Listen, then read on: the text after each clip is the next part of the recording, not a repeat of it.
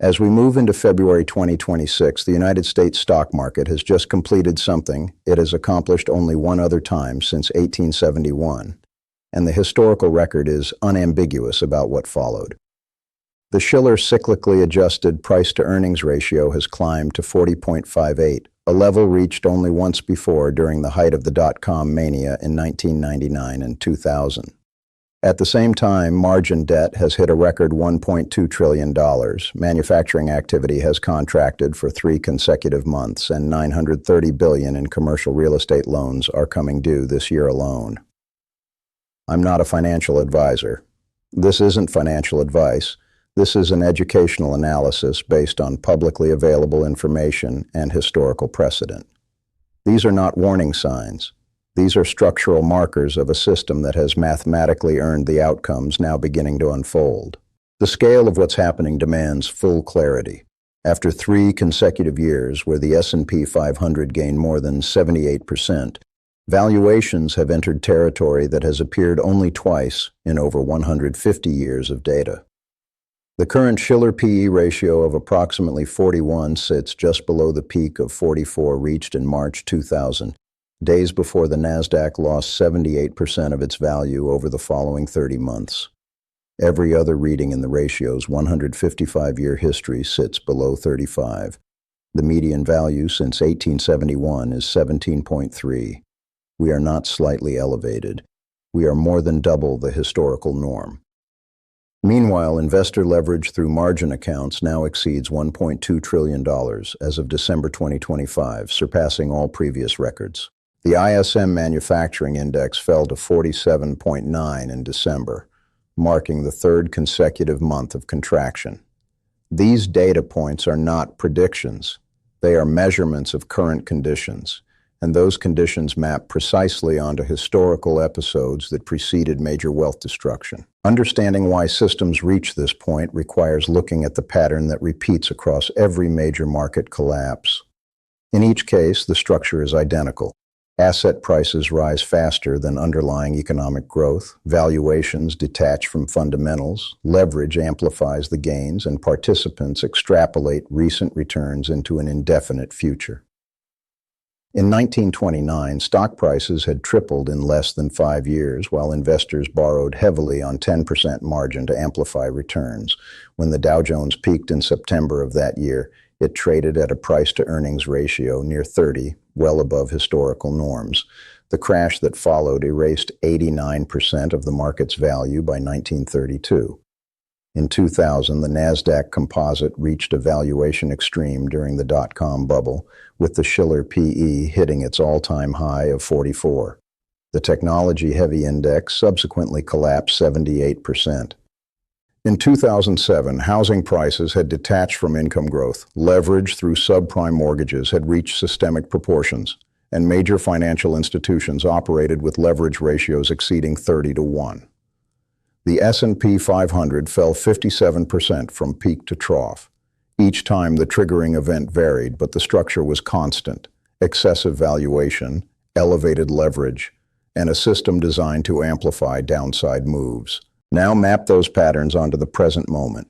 The Shiller PE ratio at 41 is higher than at any point except the dot-com peak. Reported margin debt exceeds $1.2 trillion, but this figure dramatically understates total leverage. Securities-based lending, which allows wealthy investors to borrow against portfolios without triggering reportable margin debt, has grown into a multi-hundred-billion-dollar shadow leverage system. Corporate debt levels are at record highs in absolute terms. Manufacturing has contracted for 3 straight months.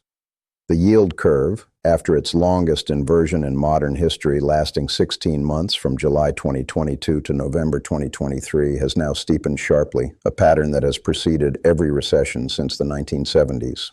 Historically, recessions arrive not during the inversion but 6 to 18 months after the curve re-steepens as the delayed effects of prior tight monetary policy filter through the economy. That clock is now running. What makes 2026 different from prior cycles is not the presence of these warning signs, it's their simultaneous convergence at extreme levels. Valuations have only been this high once. Margin debt has never been this high in nominal terms. The commercial real estate sector faces a refinancing wall exceeding $1.5 trillion over the next 24 months, with property values down 20 to 40% from peak depending on asset class.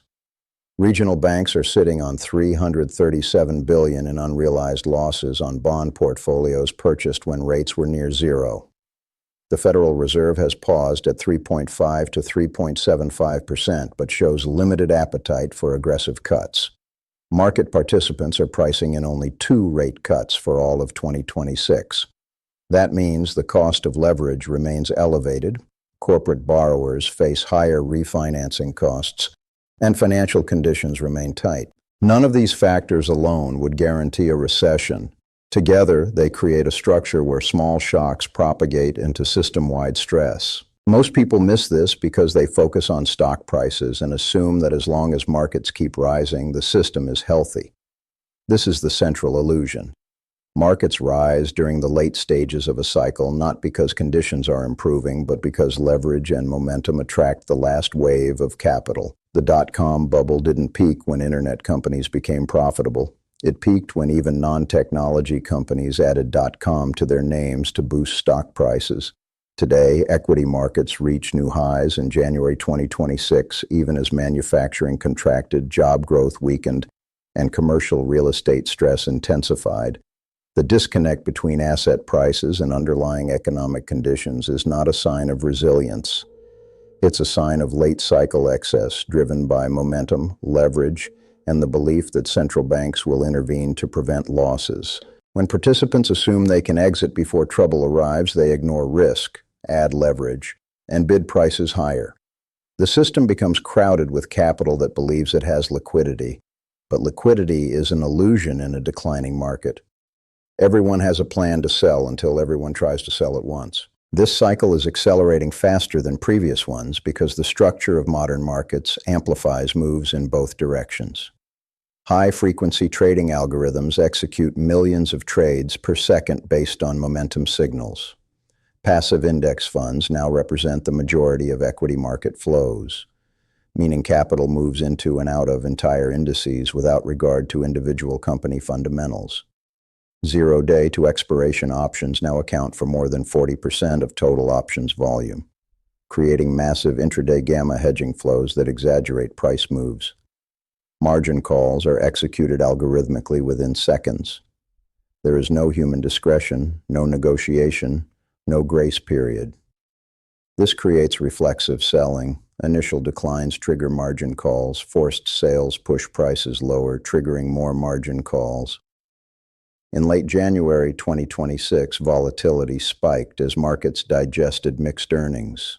Gold crashed 12% in late January in its own cascading liquidation event, demonstrating that stress is spreading across asset classes. When correlations converge and everything sells off together, diversification provides no protection. For real people managing retirement accounts and savings, this environment is treacherous. Those who entered the market over the past 3 years have experienced only gains. This creates a psychological bias that mistakes a bull market for investing skill. When the Shiller PE ratio sits above 40, historical data shows that subsequent 10-year returns average in the low single digits or even turn negative. After the dot-com crash, it took the Nasdaq 15 years to regain its March 2000 high. The S&P 500 took 13 years to recover on an inflation-adjusted basis after 1929. Timing matters, valuation matters, and at current levels, the probability of strong forward returns is historically very low. Yet survey data from Bank of America's Global Fund Manager Survey in late January 2026 showed that sentiment hit hyperbull territory for the first time in 8 years. Extreme optimism at extreme valuations has marked every major top. Now, some will argue that this time is different, that artificial intelligence justifies current valuations, that earnings growth will catch up to prices, that the Federal Reserve has tools to prevent a recession. On technology and AI, the argument is that productivity gains will drive earnings growth sufficient to justify valuations. But during the dot-com bubble, the internet was also a transformative technology. and yet nearly all internet stocks collapsed. Technology alone does not justify any price. Current earnings estimates for 2026 already embed strong growth assumptions.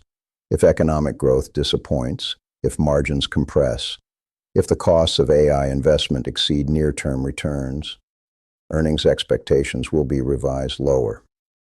And when earnings disappoint at these valuation levels, price declines are not linear.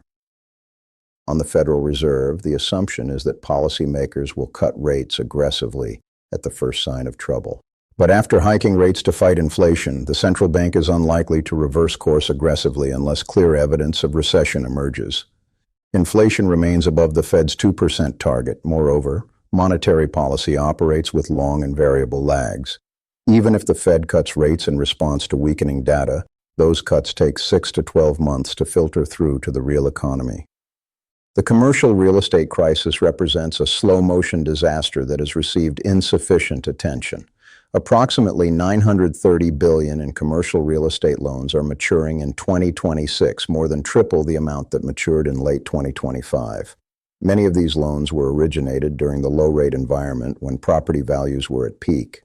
Since then, office valuations have fallen 20 to 40%, while financing costs have more than doubled. A borrower who took out a loan in 2021 at 3% now faces refinancing at 6 to 7%. And the property is worth significantly less. Many are choosing to default. Regional banks, which hold a disproportionate share of commercial real estate exposure, are particularly vulnerable. If property defaults accelerate and bank capital erodes, lending standards will tighten further, restricting credit availability across the economy. This is how localized stress becomes systemic. Corporate earnings expectations for 2026 embed optimism that may not be realized. Consensus estimates call for S&P 500 earnings growth near 8.3% in the fourth quarter of 2025. But earnings estimates are typically revised downward as economic conditions deteriorate. During the early stages of the 2008 financial crisis, analysts were still predicting earnings growth even as credit markets froze. If economic growth disappoints, if margins compress, if demand softens, earnings will miss expectations. At a Shiller PE of 41, the market is pricing in not just earnings growth, but sustained, above-trend growth. Any disappointment triggers multiple compression. A contraction in the PE ratio from 41 to the long-term average of 17 would imply a price decline of nearly 60%, even if earnings remained flat. That's the mathematical reality of buying at extreme valuations. Margin debt at $1.2 trillion represents the highest nominal level in history. More concerning is the leverage that doesn't appear in official statistics. Securities-based lending has grown into a multi-hundred billion dollar market. Private credit has exploded to over $1.5 trillion in assets under management. The system is more leveraged today in aggregate than at any point in history. Leverage amplifies returns in both directions. On the way up, it creates the illusion of wealth. On the way down, it destroys capital. Forced deleveraging creates cascading price declines that feed on themselves. History teaches a clear lesson about extreme valuations. When the Shiller PE has exceeded 35, subsequent 10-year returns have been weak or negative. After the 1929 peak, real returns were negative for over a decade. After the 2000 peak, the S&P 500 produced negative real returns for 13 years. At current levels above 40, the historical playbook suggests that forward returns will be disappointing at best and catastrophic at worst. Mean reversion is not a theory, it's a mathematical necessity. Prices can deviate from fair value for extended periods, but they eventually revert. The longer and further they deviate, the more violent the reversion. One data point that has occurred only twice since 1871 is the Shiller PE ratio exceeding 40. The first instance was during the dot-com bubble in late 1999 and early 2000. The Nasdaq Composite subsequently lost 78% of its value over 30 months. Trillions in market capitalization evaporated. The second instance is now, with the Shiller PE reaching 41 in early 2026. The market has done something it has done only one other time in over 150 years, and the historical precedent is unambiguous. The outcome was not a mild correction. It was a multi-year bear market that destroyed wealth on a generational scale. This is not fear-mongering, this is historical fact. System-wide fragility arises when multiple stress points exist simultaneously, and participants are positioned for continued stability. Right now, commercial real estate is under pressure, regional banks are vulnerable, corporate debt levels are elevated, margin debt is at record highs, manufacturing is contracting, valuations are extreme, and the Federal Reserve has limited room to ease policy. Any one of these factors could serve as a trigger. The system doesn't need all risks to materialize. It only needs one shock of sufficient magnitude to expose the underlying fragility. Once prices begin declining and leverage begins unwinding, the process becomes self-reinforcing. The speed at which modern systems can unravel has increased dramatically. In 1929, it took weeks for margin calls to propagate. In 2008, it took days. In 2020, the COVID crash took 33 days to bottom, the fastest decline from all-time high to bear market in history. In 2026, with algorithmic trading and zero-day options, the next major dislocation could unfold in hours. As systems become more interconnected and automated, the potential for rapid, nonlinear moves increases. What's unfolding now is not a prediction of what might happen. It's an observation of forces already in motion. The stock market has reached valuation levels seen only once before in 155 years. That previous instance preceded the worst bear market in modern history. Leverage is at record highs. Economic indicators are deteriorating. The yield curve has exhibited the pattern that precedes recession. Credit stress is building in commercial real estate. These are facts documented in real time. The question is not whether these conditions are present. They are. The question is whether they will produce outcomes similar to prior episodes when these conditions converged. The historical record suggests they will. The mathematical structure of excessive valuation plus elevated leverage plus tightening financial conditions plus slowing growth equals contraction. The timing is uncertain. The severity will depend on how quickly confidence erodes and leverage unwinds. But the direction is structurally determined. This is how large economic systems break. This is how wealth destruction happens, not through conspiracy or unexpected external shock, but through the mechanical operation of leverage, valuation, and the self-reinforcing dynamics of market psychology operating under stress. The stock market is doing something it has done only once since 1871. The last time, the outcome was catastrophic.